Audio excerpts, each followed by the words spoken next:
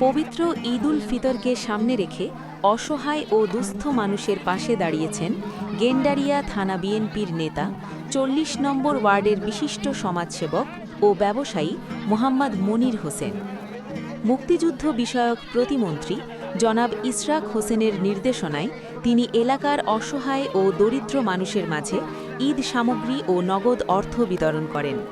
এ সময় শতাধিক পরিবারের হাতে তুলে দেওয়া হয় প্রয়োজনীয় ঈদ সামগ্রী এবং নগদ অর্থ সহায়তা পেয়ে আনন্দ প্রকাশ করেন এলাকার অসহায় মানুষরা।